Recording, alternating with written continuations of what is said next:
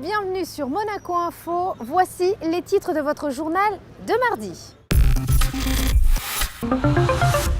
Nous ouvrirons cette édition avec une première médicale au centre hospitalier Princesse Grace. Nous reviendrons sur le concours international de Rose. Nous découvrirons la nouvelle exposition à la Art Gallery consacrée au graffiti. Nous parlerons culture avec l'idiot de Dostoïevski au théâtre Princesse Grace. Nous assisterons à une course de vélo caritative. Et enfin, nous terminerons avec votre Focus Info dédié cette fois-ci à la zone de travaux de l'extension en mer. Nous monterons à bord du Simon Stévin. Et nous ouvrons ce journal avec ce traitement inédit qu'effectue le service du docteur Ortolan au centre hospitalier Princesse Grace. Ce nouveau traitement concerne le nerf trijumeau. Plus d'explications avec Christine Datorel. Il soigne les cancers, mais pas seulement.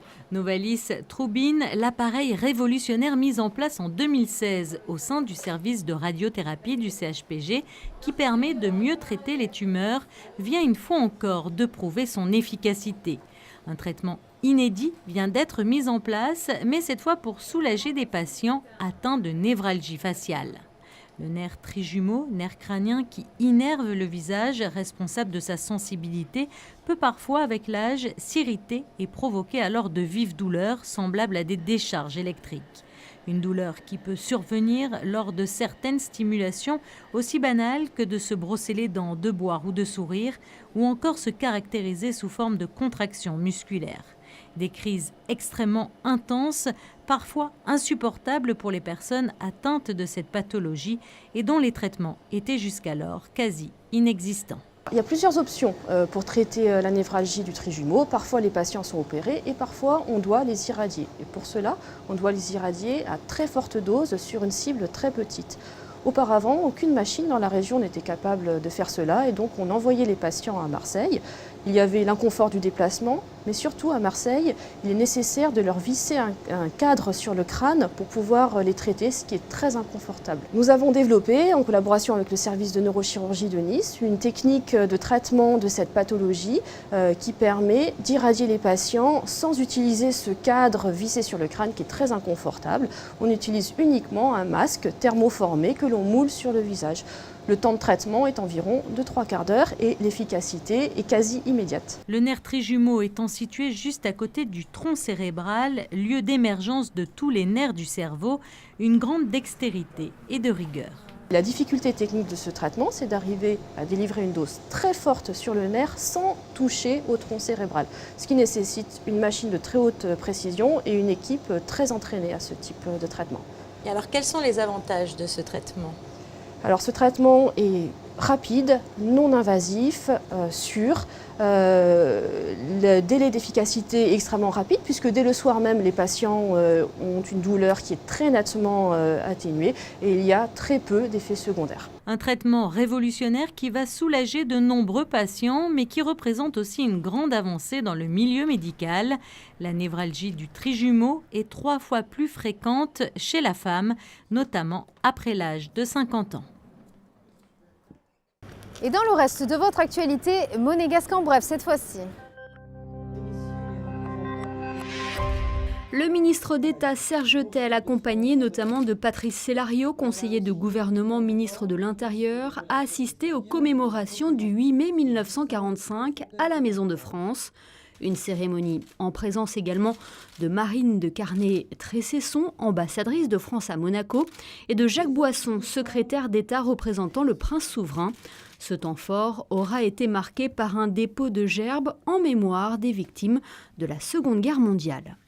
Peu avant cet hommage, le ministre d'État s'est rendu dans les locaux de Monaco Informatique Service. Son directeur, Anthony Boira, a reçu des mains de Dominique Riban, directeur de l'Agence monégasque de sécurité numérique, le diplôme de qualification de prestataire d'audit de la sécurité des systèmes d'information. MIS devient ainsi la première société anonyme monégasque en principauté à recevoir cette qualification, une démarche qui s'inscrit dans la stratégie nationale pour la sécurité du numérique. Le Conseil national s'engage pour la transition énergétique. Lundi, son président, Stéphane Valéry, a signé la charte d'engagement du pacte national, et ce en présence de Marie-Pierre Gramaglia, conseiller de gouvernement ministre de l'équipement, de l'environnement et de l'urbanisme. L'objectif pour l'institution, s'engager pour un Monaco décarboné. Pour rappel, le pacte national pour la transition énergétique a été mis en place en janvier dernier. Son Altesse Sérénissime, le Prince souverain, suivi de son gouvernement, en ont été les premiers signataires. Aujourd'hui, près de 400 adhérents s'y sont engagés. Retour à présent sur le concours international de rose qui avait lieu il y a quelques jours. De nombreux experts et passionnés se sont ainsi réunis à la roseraie Princesse Grace. Un reportage de Sandrine Nègre. Il s'agissait de la 4e édition. Le concours international de rose s'est déroulé sous le soleil. Une bonne chose pour tous les organisateurs et membres du jury, mais aussi, vous l'imaginez, pour les roses en compétition. Particularité de ce concours et qui lui permet de se distinguer des autres, les fleurs présentées sont cultivées en pot. Ce concours de roses est un concours international de roses nouvelles qui sont dans le commerce depuis moins de 3 ans. C'est une des conditions.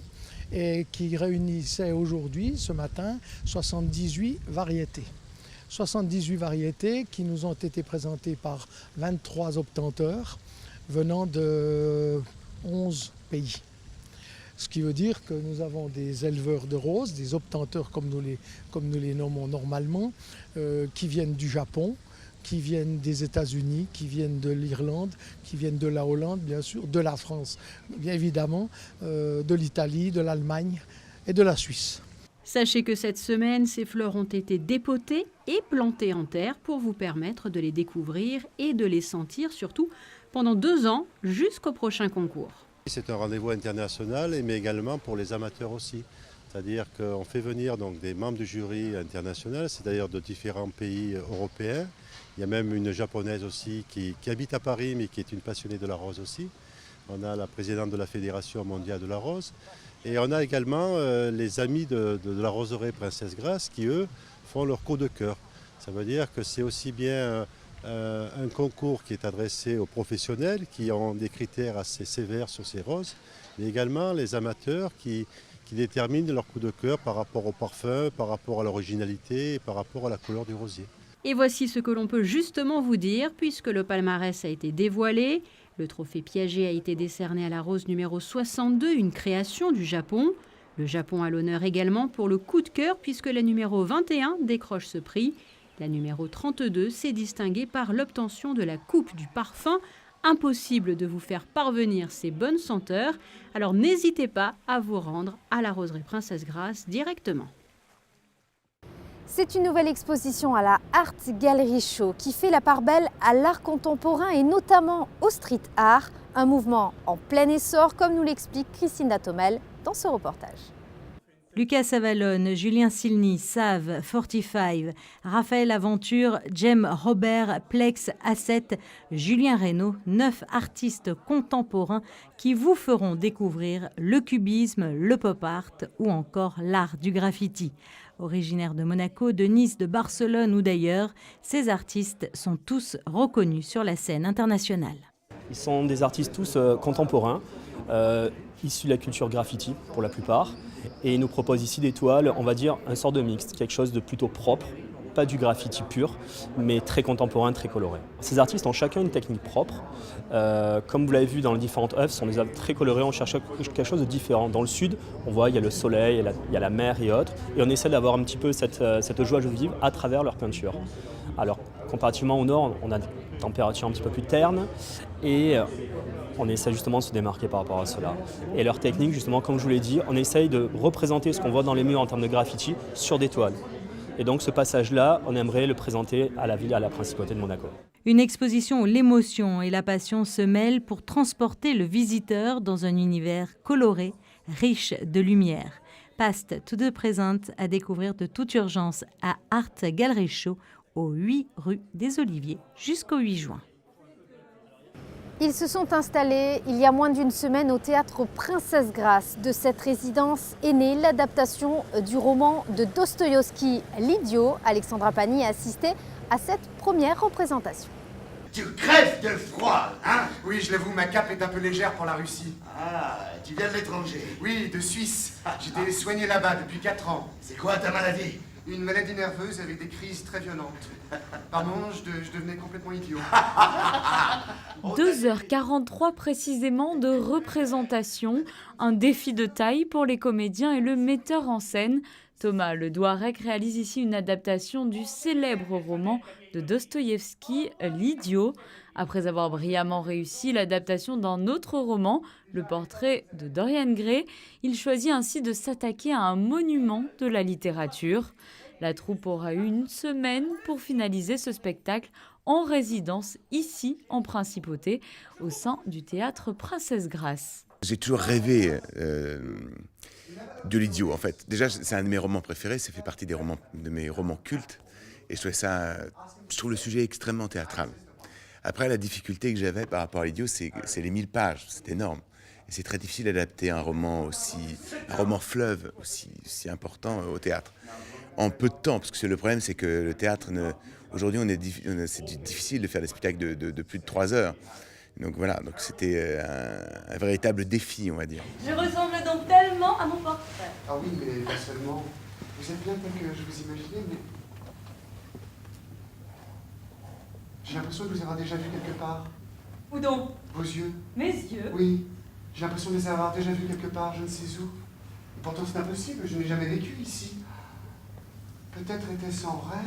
Je ne me suis pas trompé. Dès que j'ai entendu cette voix mélodieuse, je me suis dit c'est elle.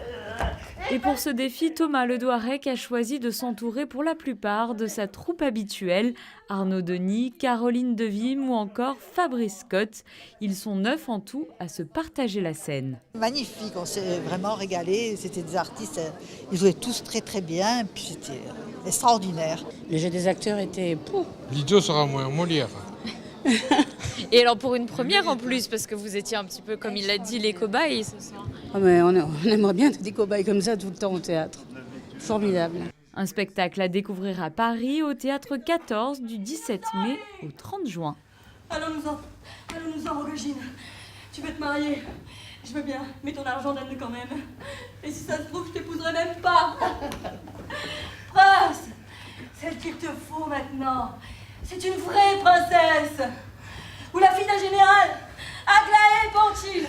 Voilà celle qu'il te faut. Allez, il y aura du vin et de la musique. Ouais, fais-moi boire. Tiens, n'approche pas, toi. N'approche pas. Une centaine de coureurs a rallié Saint-Tropez à Monaco à vélo, soit 140 km au sein du peloton des sportifs chevronnés bien sûr, mais également des anciens pilotes de Formule 1 résidant en Principauté. Dominique Poulain vous en dit plus. Escortés par la police depuis l'entrée de la Principauté, ils arrivent quai Antoine Ier dans une ambiance bon enfant. Une centaine de coureurs viennent de participer à une course caritative initiée par le club cycliste monégasque Champagne and Oyster Cycling Club, le COCC, ou le club Champagne et Huîtres en français. Partis de Saint-Tropez, ils ont rallié Monaco par le bord de mer en parcourant 140 km. En Formule 1, on a une pédale pour accélérer, ici on en a 2, donc c'est 2 fois plus difficile. Ça a commencé il y a 7 ou 8 ans.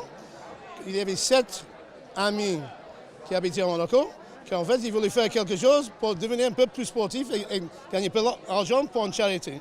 Au sein du peloton, pour cette 7e édition, des anonymes de toute nationalité, le champion du monde cycliste Thor Hushoff et surtout d'anciens pilotes de Formule 1 ou patrons d'industrie.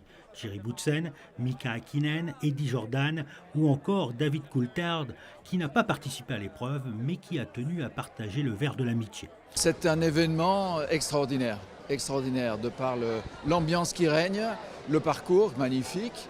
On a une météo très très bonne, l'accueil ici à Monaco, c'était... J'étais vraiment très très très content d'être là, c'est un grand moment sportif où on était 105, 104 ou 105 je crois au départ, et à l'arrivée aussi, donc pour nous c'était un bon moment de sport, un bon moment d'amitié, un bon moment où il y a beaucoup d'amitié qui se crée dans ce genre d'événements-là. C'est un événement qui s'est déroulé dans une très bonne ambiance. La plupart des gens sont de Monaco. Ils travaillent et vivent à Monaco en famille. Cette course nous a réunis tous et tout le monde a apprécié de s'amuser, de faire du vélo et de discuter. C'est très bien qu'un tel événement ait été organisé. L'an dernier, les fonds collectés sont allés au projet monégasque de Lumbila, au Burkina Faso. Cette année, 125 000 € ont été récoltés. Ils seront reversés à la Fondation Princesse Charlène. Depuis la création de cette course en 2012, ce sont plus de 700 000 € qui ont été récoltés pour des œuvres caritatives. C'est le moment de votre Focus Info. Pour l'occasion, nous vous ferons monter à bord d'un Five-Pipe Vessel, le Simon Stévin. Vous l'avez certainement aperçu, il fait partie de la flotte des navires en charge de la structure maritime de l'extension en mer. Alexandra Pani vous le fait découvrir.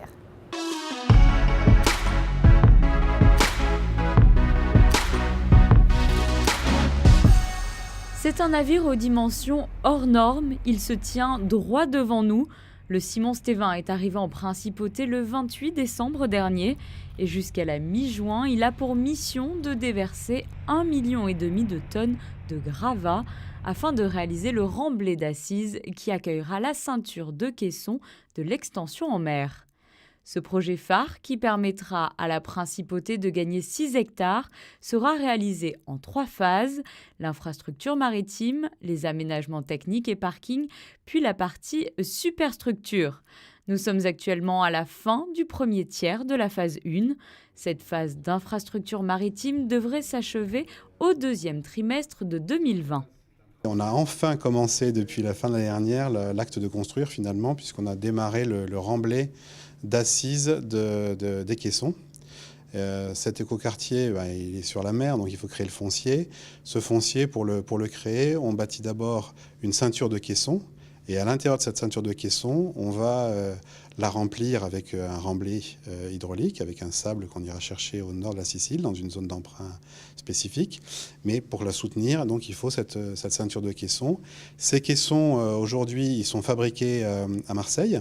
Donc il y a 18 caissons à fabriquer. Le 9e est en cours de construction. Donc on a à peu près la moitié de la construction des caissons qui est faite. Et ces caissons, avant de venir, il faut pouvoir les poser sur un remblai qui est en cours d'exécution. C'est un full pipe vessel, comme on l'appelle dans le jargon technique. Il est chargé d'effectuer ce remblai d'assises. Les 2 tiers de l'ouvrage ont déjà été mis en place. Le premier caisson devrait arriver dans le courant de l'été. Nous venons d'arriver à bord du Simon Stévin. À ce jour, il s'agit du navire le plus imposant qui ait travaillé sur cette extension en mer. Il fait 192,5 mètres de long. C'est vraiment impressionnant lorsqu'on est à bord. Et donc vous le voyez, la sécurité est de mise, gilet de sauvetage, casque et chaussures de sécurité. Nous allons tout de suite partir à la découverte de cette impressionnante machinerie.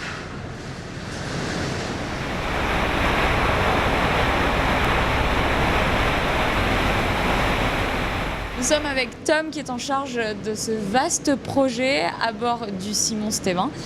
Comment est-ce que ça se passe ici au quotidien de cet imposant navire? On voit que la sécurité est très importante, mais vous, on est au-dessus des différents tapis roulants. Quels sont les différents cheminements de toutes ces pierres qui viennent de la Fos-sur-Mer? En effet, on charge les pierres à Fos, une 30 000 tonnes par escale. Et en arrivant après 12 heures de navigation, on se met en position dynamique, donc le navire est contrôlé précisément pour se positionner exactement sur place. Et après on commence avec le déchargement, donc à l'aide de 2 pelles à bord, on charge les trémies et les matériaux sont encheminés vers un tuyau vertical qui est positionné près du fond pour pouvoir installer précisément les matériaux qui formeront les bases pour les futurs caissons de l'Anse du Portier. Justement, est-ce qu'on peut parler de cette base, ce remblai qui va venir soutenir tous ces caissons? C'est une question de précision, c'est pas juste un déchargement de pierre, il y a vraiment tout qui a été étudié? L'installation est assez précise. En effet, on travaille avec des tolérances de 20 cm. Donc il faut imaginer qu'on installe une couche d'une hauteur d'un immeuble de 10 étages et on travaille finement avec une précision de 20 cm.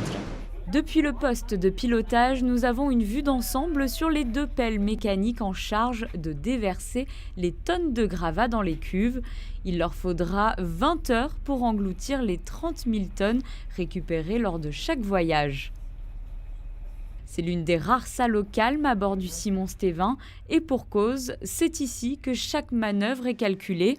Tout autour de nous se trouvent d'imposants ordinateurs et commandes de bord. Nous utilisons un système de navigation de positionnement dynamique. Donc c'est un ordinateur qui contrôle la position du bateau et notre travail est de superviser un peu ce que l'ordinateur fait. Donc vous pouvez le voir ici, nous avons les systèmes qui permettent de contrôler le navire. Tout est accessible depuis ce poste. Quand nous sommes en opération, on essaie de se regrouper avec les différentes équipes qui sont impliquées dans l'installation de pierres. C'est pour ça que ce poste-ci, nous n'utilisons que pour naviguer. Et pour les opérations, nous allons plutôt proche de nos collègues qui s'occupent de la bathymétrie et de l'installation des pierres à proprement dite. Une opération qui provoque forcément des remous et de la turbidité, ce qui explique la couleur que l'on peut voir actuellement tout autour de ces travaux. Une nuisance en permanence mesurée par une série de bouées. Il en est de même pour le niveau sonore des travaux. Le Simon Stévin continuera ses allers-retours entre Monaco et la Fosse-sur-Mer jusqu'au milieu du mois de juin. Le remblai d'assises sera ensuite compacté et nivelé pour enfin accueillir le premier des 18 caissons. Voici à présent les prévisions météo pour ces prochains jours.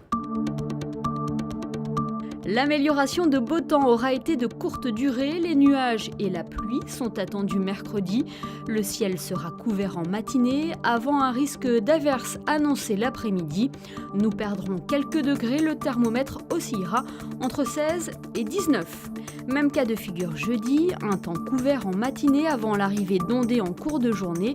Le mercure sera stationnaire. Les prévisions seront variables vendredi, le soleil se fera timide, un petit degré en plus au thermomètre. Le début du week-end fera la part belle aux éclaircies malgré la présence de quelques nuages dans le ciel monégasque, avant une détérioration du temps dimanche et quelques gouttes de pluie annoncées en début d'après-midi. Une tendance qui sera de courte durée, un ciel variable partagé entre nuages et éclaircies est attendu en début de semaine prochaine.